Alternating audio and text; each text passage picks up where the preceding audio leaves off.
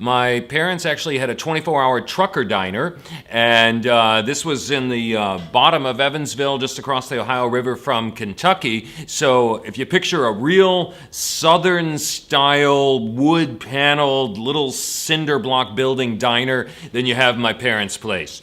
So, at my parents' diner, you know, the music was Loretta Lynn, Conway Twitty, Johnny Cash, and then when I came home from kindergarten and said, oh, I want to play the piano like the way the teacher did at school, my parents were like, well, nah. I am a published writer, proudly have published one short story, and it was called The Cymbalum Player, and it's about a kind of wacky Hungarian guy who is not a professional musician but plays the Hungarian folk instrument, the cymbalum, and he gets hired by a college orchestra to come and play an important part in a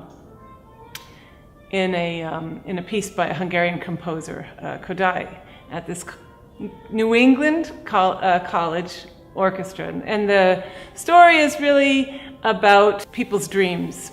Some of the story is based on a true experience that involved me being a contractor for a college orchestra, and this quirky Hungarian person that I ended up hiring for the job. And I'd like to write more stories that have the orchestral scene as the setting, because it's a really interesting working scene. Actually, I wanted to play the flute.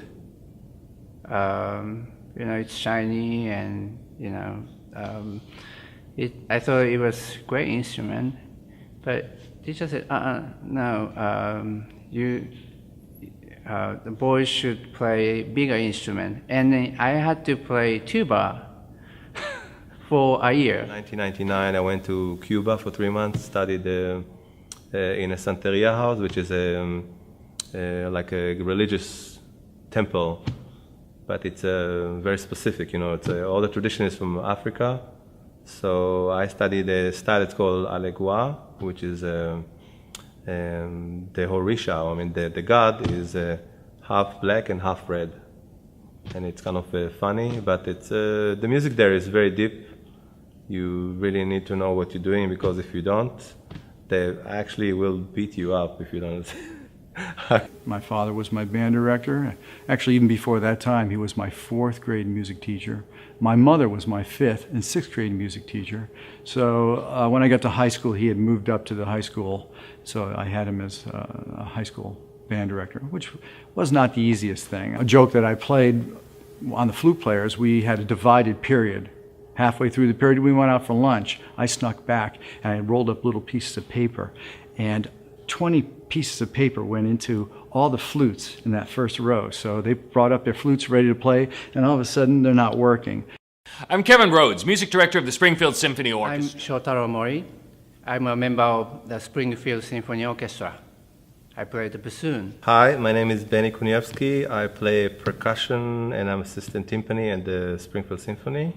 I'm Julie Martin. I play the violin. I've been playing in the Springfield Symphony for I don't know how many years, but I started in 1987.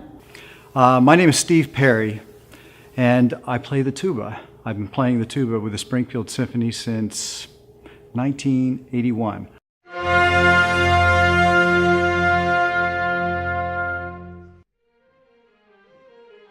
No BS, it really is a very unique artistic and personal chemistry between the musicians of the Springfield Symphony and myself. Lots of orchestras that I work with, lots of places, and we have good relationships, and it's all good, but there is something quite unique about this, and why still after 12 years I'm just as excited, if not more so, than I was for my very first season with the Springfield Symphony.